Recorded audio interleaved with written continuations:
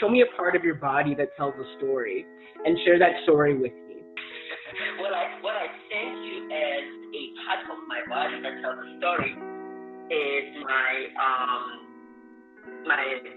right foot. The first part that came to mind was my stomach. The fact that it should not have happened the way it happened, where, as a child, you lose part of your toes because of the negligence of the hospital, the negligence of the doctor who operated on me, who happened to be a white doctor, which is what was happening then, where you find that they really did not care about how to treat Black people.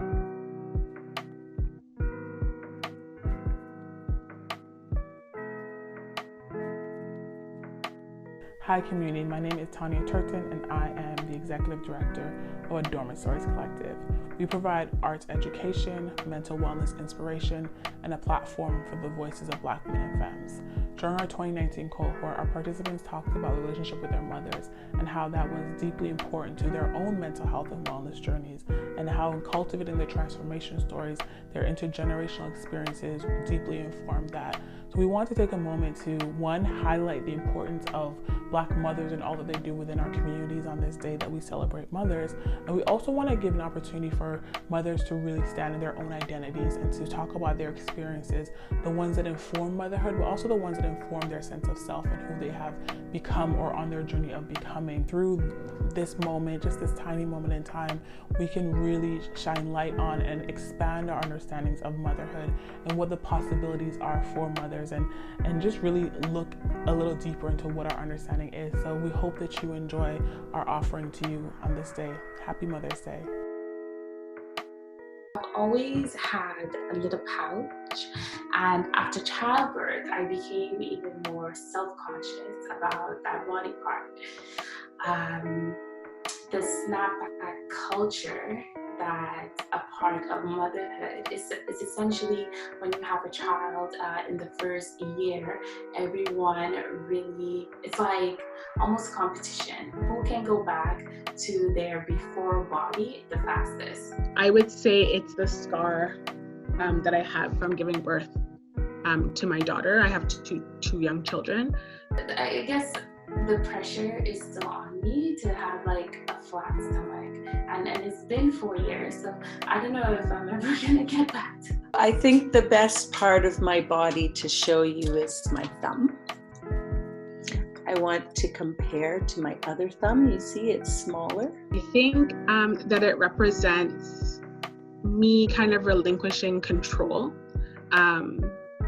When I was pregnant, I had all of these plans about how I wanted to give birth and these expectations about what my body should do, and that's not what happened. But in hindsight, now that I think back, I think about how it was really just the universe's way of showing me that that sometimes you just have to kind of let go and let the universe take care of you and let other people take care of you. I was like younger than 4. I was playing with some friends on my street, and we were playing in my mom's car. I was buckled in by one of my friends, and then she said, "Lock the door, honey," when she slammed the door for me to lock it, and my thumb got caught in the door. That's one part of my body that has a story. When I think of my mind being healthy, I think of peace, calm, a state of happiness, a constant state of happiness. I am just coming to learn that I suffer with a depression and anxiety. So the attributes that I just listed to a healthy mind is very important to me. Yeah, mental health as well, I think it's very critical in everybody's life. And I think as a mother, I believe for my kids, that was one of those things I've had to do to deal with. Particularly mental health is about, having an uplifted state of mind, being inspired, curious, being visionary, being sort of forward thinking. I would say that's health. At some point, achieving good mental health for someone who's dealing with all of these oppressions is accepting that the world is not going to ever really uplift you when you do these things. You have to negate the world. I think that it's something that has a bit of a stigma within my own community, within the Black community, within the Muslim community, within the Latino community. Those are all communities that I belong to.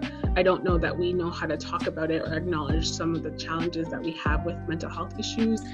The language we use, it's so important. If we're saying mental health, but we're actually meaning mental illness, then again, that's why people shy away from it, because it sounds like it's so daunting. My mother immigrated from Panama when I was 3, and we lived for a long time. We kind of like moved around in Toronto until we settled mostly around the North York area, and that's where I grew up and called home. Grew up in Toronto.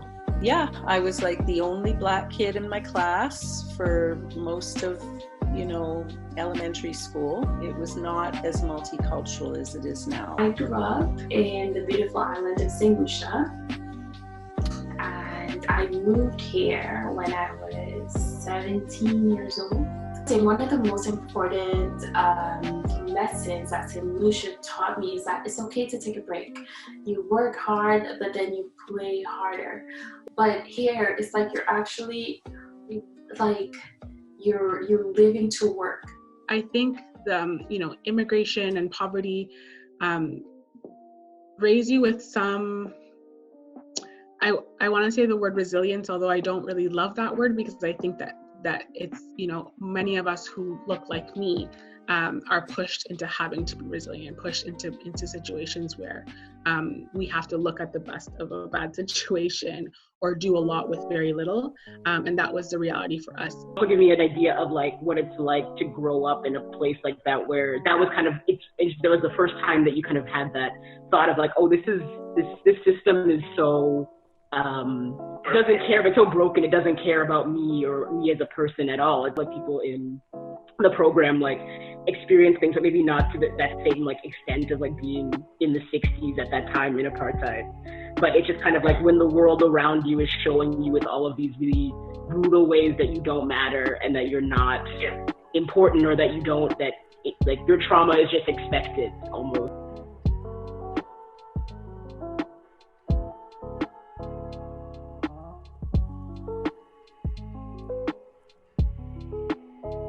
I don't fit neatly into any box. I don't feel like I said, I'm originally from Panama, so I'm Afro-Latina.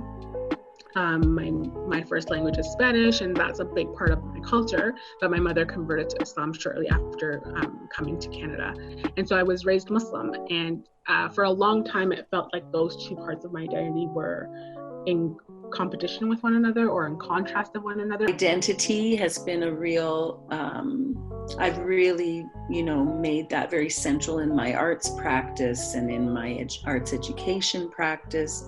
So it has really driven the kind of purpose of my work. I think I'm ambiguous to some people. They would look at me, they don't see me as Black, which could speak to their narrow ideas about Blackness. As a Black femme who is also curvy, I was hypersexualized from that tender age of 11. I remember walking through the streets of Castries, which is the capital of St. Lucia, after school, and grown men would stare at me, call out to me, essentially catcalling me. I'm very devoted to my self-care and spiritual practices. I try and do my very best to do a daily meditation practice.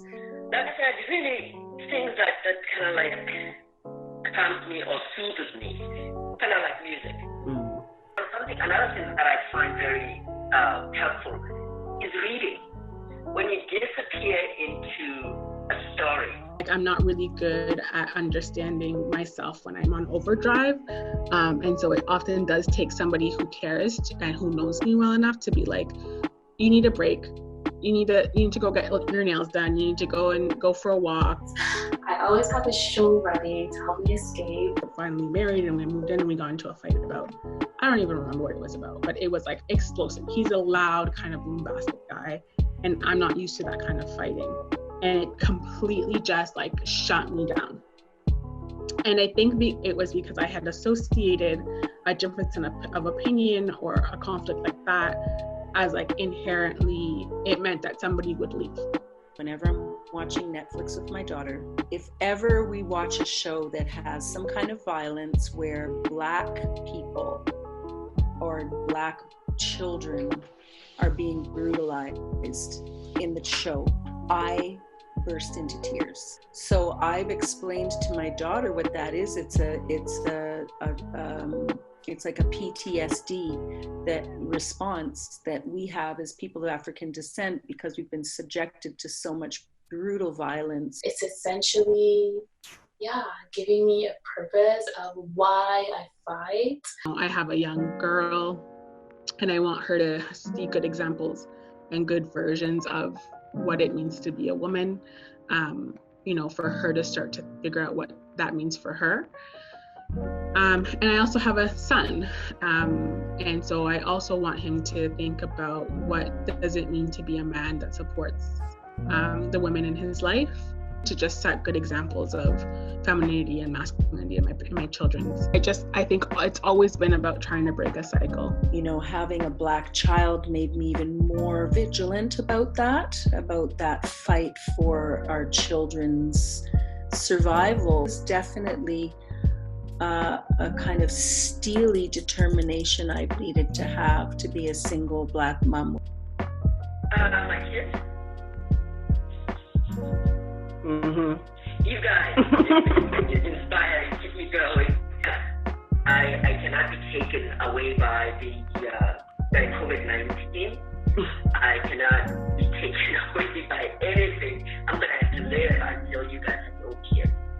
So that I'm here for you guys. It's not for everybody. I think women can contribute to society in so many ways. It's a journey. It's kind of like it's a transition. It's a journey. So enjoy it. Don't fight it. You can't disconnect motherhood from life.